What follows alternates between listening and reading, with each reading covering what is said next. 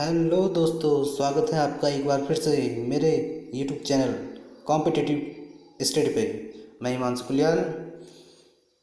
दोस्तों, इस YouTube channel के माध्यम से हमने शुरू किया था भारतीय राज्य व्यवस्था का पार्ट 1, जिसके अंतर्गत हमने चैप्टर फर्स्ट पढ़ा था the history of Indian constitution, भारतीय राज्य व्यवस्था का इतिहास। तो दोस्तों, उसी सीरीज को आगे बढ़ाते हुए आज हम पढ़ेंगे भारतीय राज्य व्यवस्था भाग 1 का चैप्टर नंबर 2, जिसका नाम है मेकिंग ऑफ द कॉन्स्टिट्यूशन, संविधान सभा का गठन। तो दोस्तों, शुरू करते हैं संविधान सभा का गठन। दोस्तों, विश्व में मेकिंग ऑफ द कॉन्स्टिट्यूशन सभा के गठन का विचार सर्वप्रथम इंग्लैंड के समानतावादी और सन हेनरी मेन ने दिया था। दोस्तों, भारत में संविधान सभा के सिद्धांतों का पहला रूप बाल गंगाधर तिलक ने सन 1895 में पेश किया था। उसके पश्चात 1922 ईस्वी में महात्मा गांधी जी ने यह कहा कि भारतीय संविधान भारतीयों की इच्छा के अनुसार होगा। भारत में संविधान सभा के गठन का विचार सर्वप्रथम 1934 में पहली बार एम एन रॉय ने रखा था। एम एन रॉय वामपंथी आंदोलन के प्रमुख नेता थे।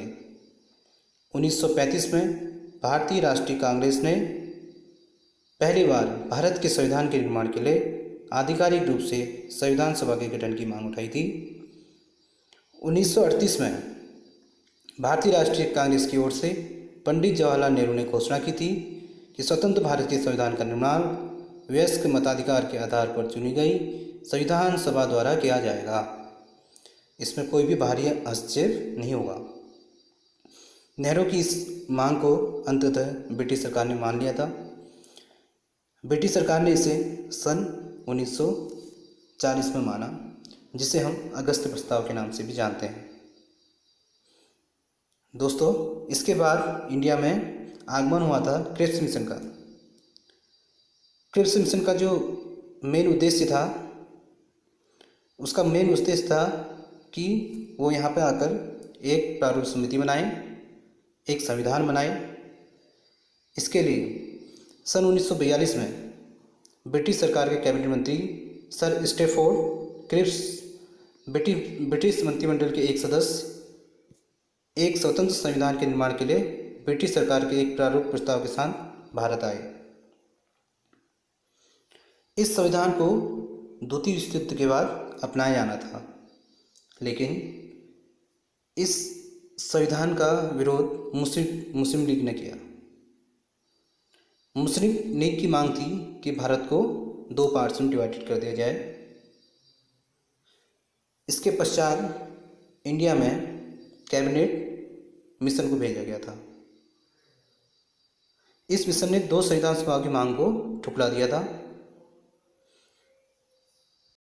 लेकिन उसने ऐसी संविधान सभा के निर्माण की योजना सामने रखी जिसने मुस्लिम लीग को काफ़ी हद तक संतुष्ट किया। तो दोस्तों, कैबिनेट मिशन योजना द्वारा सुझाए गए प्रस्ताव के तहत नवंबर 1946 में संविधान सभा का गठन हुआ। संविधान सभा की कुल सदस्य संख्या 389 होनी थी। इसमें 296 सीटें ब्रिटिश भारत के लिए, 208 सीटों पर कांग्रेस, 73 सीटों पर मुस्लिम लीग, 8 सदस्य निर्दलीय और 7 अन्य सदस्य चुने जाने थे। हर प्रांत व देशी रियासतों को उनकी जनसंख्या के अनुपात में सीटें आवंटित की जानी थी। मोटे तौर पर कहा जाए तो प्रत्येक 10 लाख लोगों को एक सीट आवंटित की जानी थी। इन सीटों का जो निर्धारण किया गया था वह 3 समुदायों में मुख्य तौर पर किया गया था, जिसमें मुस्लिम, सिख व सामान्य थे। उसके पश्चात 3 जून 1947 को सदस्य की संख्या 389 से कम होकर 299 कर दी गई, जिसमें 229 सीटों पर ब्रिटिश भारत से, 70 सीटों पर देशी रियासतों से, 229 सीटें जो ब्रिटिश भारत की थी वो 225 सीटों पर जो गवर्नर के प्रांतों से चुने गए लोग थे वो आ सकते थे, और 4 सीटों का जो आवंटन किया गया था वो मुख्य आयुक्त के प्रांतों से किया गया था। संविधान सभा की बैठकों की बात करें तो पहली बैठक थी 9 दिसंबर 1946 को दिल्ली की काउंसिल हॉल में हुई थी। मुस्लिम लीग ने बैठक का बहिष्कार किया और अलग पाकिस्तान की मांग पर बल दिया। इसीलिए बैठक में केवल 211 सदस्यों ने हिस्सा लिया था। फ्रांस की ही तरह इस सभा के सबसे वरिष्ठ सदस्य डॉक्टर सच्चिदानंद सिन्हा को सभा का अस्थायी अध्यक्ष चुना गया। बाद में डॉक्टर राजेंद्र प्रसाद संविधान सभा के अध्यक्ष के रूप में चयनित किए गए। 11 दिसंबर 1946 को डॉक्टर राजेंद्र प्रसाद को संविधान सभा का अध्यक्ष बना दिया गया। उसके पश्चात 24 जनवरी 1950 को डॉक्टर राजेंद्र प्रसाद को भारत के प्रथम राष्ट्रपति के रूप में चुना गया। तो दोस्तों आगे बढ़ते हैं। अब संविधान सभा की बैठक को एक नज़र से आप देख सकते हैं। संविधान सभा के सत्र व उनकी अवधियाँ, जैसा कि आपकी स्क्रीन में संविधान सभा के सत्र और अवधि दिख रही हैं, आप यहाँ से इन्हें देख सकते हैं। संविधान सभा के कुल 1 से लेकर के 11 सत्र चले थे। जो कॉन्स्टिट्यूशन बनने से पहले तक थे वह 11 सत्र थे, लेकिन कॉन्स्टिट्यूशन बनने तक कितने सत्र हुए? 12 सत्र हुए। तो दोस्तों आगे बढ़ते हैं। अब हम बात करते हैं संविधान सभा की समिति के बारे में। संविधान सभा ने संविधान के निर्माण से संबंधित विभिन्न कार्य करने के लिए कई समितियों का गठन किया था। इसमें 8 बड़ी समितियां थीं तथा अन्य छोटी। इन समितियों तथा इनके अध्यक्षों के नाम इस प्रकार हैं। प्रारूप समिति के जो अध्यक्ष थे डॉक्टर भीमराव अंबेडकर थे। संघ संविधान समिति के अध्यक्ष थे जवाहरलाल नेहरू। प्रांतीय संविधान समिति के अध्यक्ष थे सरदार वल्लभ भाई पटेल। मूल अधिकार एवं अल्पसंख्यक समिति के अध्यक्ष थे सरदार वल्लभ भाई पटेल। झंडा समिति के अध्यक्ष थे डॉक्टर राजेंद्र प्रसाद। इसी प्रकार रियासत समिति के अध्यक्ष डॉक्टर राजेंद्र प्रसाद। देशी रियासत समझौता समिति के अध्यक्ष डॉक्टर राजेंद्र प्रसाद। संचालक समिति के अध्यक्ष डॉक्टर राजेंद्र प्रसाद। नियम समिति के अध्यक्ष डॉक्टर राजेंद्र प्रसाद। संघ शक्ति समिति के अध्यक्ष जवाहरलाल नेहरू। कार्य संचालक समिति के अध्यक्ष KS मुंशी। सर्वोच्च न्यायालय समिति के अध्यक्ष S बारदाचार्यार। राज्य समिति के अध्यक्ष जवाहरलाल नेहरू। संविधान सभा के कार्यकारिणी संबंधी समिति के अध्यक्ष JB मालवंकर। अल्पसंख्यक उप समिति के अध्यक्ष SC मुखर्जी तथा मूल अधिकार एवं संबंधी उप समिति के अध्यक्ष JP कृपलानी थे। इसमें जो सबसे मुख्य समिति थी वो प्रारूप समिति थी। आइए डिस्कस करते हैं प्रारूप समिति को। प्रारूप समिति का जो अध्यक्ष थे डॉक्टर भीमराव अंबेडकर थे, जिसका गठन 29 अगस्त 1947 को किया गया था। यह वह समिति थी जिसे नए संविधान का प्रारूप तैयार करने की जिम्मेदारी सौंपी गई थी।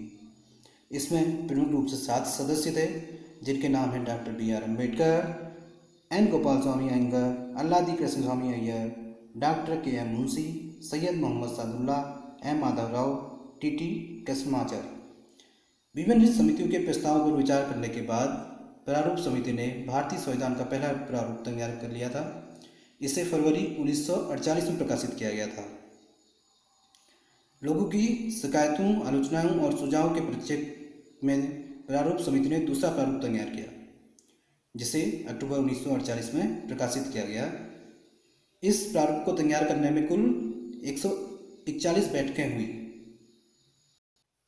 डॉक्टर BR अम्बेडकर ने सभा में 4 नवंबर 1948 को संविधान का अंतिम प्रारूप पेश किया। इसी के साथ बहुत सारी मीटिंगें हुई, बहुत बार संविधान पर विचार हुआ। उसके पश्चात 26 नवंबर 1949 को जो संविधान अपनाया गया था, उसके अंतर्गत प्रस्तावना 395 अनुच्छेद और 8 अनुसूचियाँ थी। प्रस्तावना को पूरे संविधान को लागू करने के बाद लागू किया गया। डॉक्टर भीमराव अंबेडकर को तर्कसंगत व प्रभावशाली दलीलों के लिए भी जाना जाता है। उन्हें भारत के संविधान के पिता तथा महान लेखक, संविधान विशेषज्ञ, अनुसूचित जनजातियों के निर्विवाद नेता, भारत के संविधान के प्रमुख शिल्पकार और आधुनिक मनुष्य की संज्ञा भी दी जाती है। आइए दोस्तों आगे बढ़ते हैं। बात करते हैं भारतीय संविधान के गठन के कुछ आवश्यक तथ्य। आइए दोस्तों शुरू करते हैं। संविधान सभा द्वारा हाथी को प्रतीक के मुहूर्त के रूप में अपनाया गया था। सर BN राव को संविधान सभा के लिए संवैधानिक सलाहकार के रूप में नियुक्त किया गया था। LN मुखर्जी को संविधान सभा का प्रमुख प्रारूप का नियुक्त किया गया था। प्रेम बिहारी नारायण एक सुलेखक थे जिन्होंने संविधान को लिखा था। मूल रूप से संविधान इटैलिक शैली में लिखा गया था। उसके पश्चात भारत के संविधान का निर्माण 26 नवंबर 1949 को पूरा कर लिया गया था तथा इसे लागू 26 जनवरी 1950 को किया गया था तथा 15 अगस्त 1947 को हम डे ऑफ डेस्टिनी के नाम से भी कहते हैं। 26 जनवरी को पूर्णतः लागू की तिथि घोषित की गई और 26 जनवरी 1950 को हमारा संविधान लागू हो गया। 1949 में राष्ट्रमंडल में भारत की सदस्यता, 22 जुलाई 1947 को भारत का राष्ट्रीय ध्वज, 24 जनवरी 1950 को भारत का राष्ट्रीय गान और राष्ट्रीय गीत अपनाया गया। तो दोस्तों, आशा करता हूँ आपको ये वीडियो पसंद आई होगी। दोस्तों, अगर आपको ये वीडियो पसंद आई है तो लाइक करें, शेयर करें एंड सब्सक्राइब करें। बहुत बहुत धन्यवाद।